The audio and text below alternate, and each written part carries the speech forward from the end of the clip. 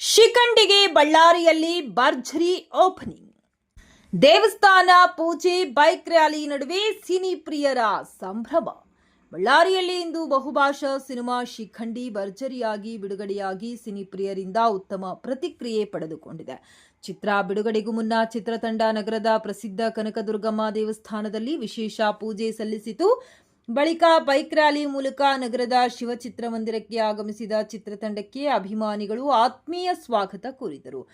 Polo movies banner ಅಡಿಯಲ್ಲಿ ನಿರ್ಮಾಣವಾಗಿರುವ ಶಿಖಂಡಿ ಮೊದಲ ದಿನವೇ ಉತ್ತಮ ಓಪನಿಂಗ್ ಪಡೆದುಕೊಂಡಿದ್ದು, ಬಳ್ಳಾರಿ ಸೇರಿದಂತೆ ವಿವಿಧ ಭಾಗಗಳಲ್ಲಿ ಸಿನಿ ರಸಿಕರು ಹೆಚ್ಚಿನ ಸಂಖ್ಯೆಯಲ್ಲಿ ಸಿನಿಮಾ ವೀಕ್ಷಿಸಿದರು. ಚಿತ್ರದ ಕಥಾಹಂದರ, ಆಕ್ಷನ್ ದೃಶ್ಯಗಳು, ಭಾವನಾತ್ಮಕ ಅಂಶಗಳು ಹಾಗೂ ತಾಂತ್ರಿಕ ಗುಣಮಟ್ಟಕ್ಕೆ ಪ್ರೇಕ್ಷಕರು ಮೆಚ್ಚುಗೆ ವ್ಯಕ್ತಪಡಿಸಿದ್ದಾರೆ. ವಿಶೇಷವಾಗಿ ಮಹಾಭಾರತದ ಶಿಖಂಡಿ ಪಾತ್ರವನ್ನ ಆಧರಿಸಿದ ಕಥಾ ನಿರೂಪಣೆ ಸಿನಿ ಪ್ರಿಯರ ಗಮನ ಸೆಳೆದಿದೆ.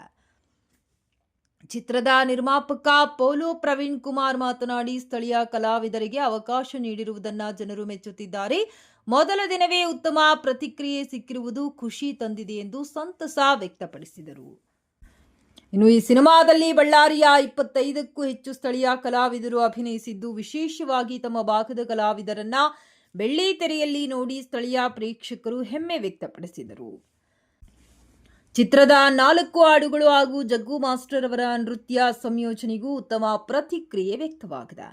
ಕನ್ನಡ ಸೇರಿದಂತೆ ತಮಿಳು ಭಾಷೆಯಲ್ಲೂ ಬಿಡುಗಡೆಯಾಗಿರುವ ಶಿಖಂಡಿ ಮೊದಲ ದಿನವೇ ಸಿನಿ ಪ್ರಿಯರ ಮನೆಗೆದ್ದಿದ್ದು, ಬಳ್ಳಾರಿಯಲ್ಲಿ ಚಿತ್ರಪ್ರಿಯರ ಸಂಭ್ರಮ ಮನೆ ಮಾಡಿದೆ.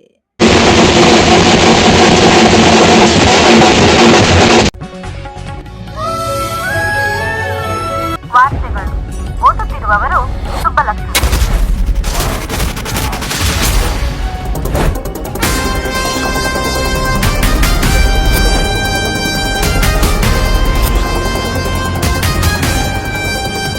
ಆಕ್ಚುಲಿ ಸೂರ್ಯ ಒಬ್ಬ ಅನಾಥ.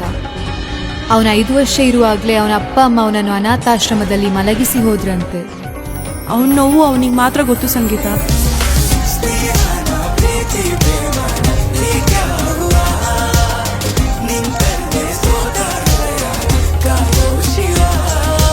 ಬೇಟೆ ಬಂದ್ಮೇಲೆ ಬೇಟೆಗಾರ ಬರೋದು ಸಹಜವಾ. ತೋಳ ಹೊಂಚಾಗ್ತಾ ಇತ್ತು.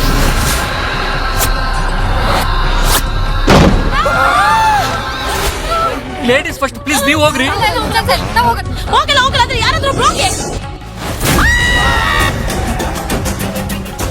ಕೆಲವೊಮ್ಮೆ ನಮ್ಮ ಶತ್ರುಗಳನ್ನ ಸಂಹಾರ ಮಾಡಬೇಕು ಅಂದ್ರೆ ಹೊಸ ಅಸ್ತ್ರಗಳನ್ನ ನಾವು ಉಪಯೋಗಿಸಬೇಕಾಗುತ್ತೆ. ಕಷ್ಟಪಟ್ಟು ಓದಿ ರ್ಯಾಂಕ್ ತಗೊಂಡಿರೋ ಕೈಗಳಿವು. ಕಷ್ಟದಲ್ಲಿರೋರಿಗೆ ಸಹಾಯ ಮಾಡಕ್ಕೆ ಎತ್ಬೇಕೆ ಹೊರತು ಹಣಾಧಿಕಾರ ಇರೋರಿಗೆ ಕೈ ಮುಗಿಬಾರ್ದು.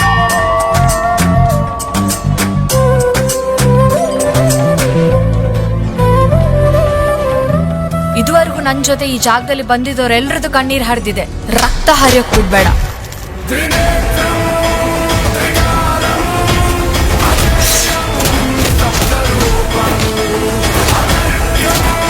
ಒಂದು ಪ್ಲಾನ್ನ ಕೇಳಿದಾಗಲೇ ಗೊತ್ತಾಗಿತ್ತು, ಅವನಲ್ಲಿದ್ದ ರಾಕ್ಷಸತನ ಇವಾಗ ಆಚೆ ಬಂದಿದೆ ಅಂತ.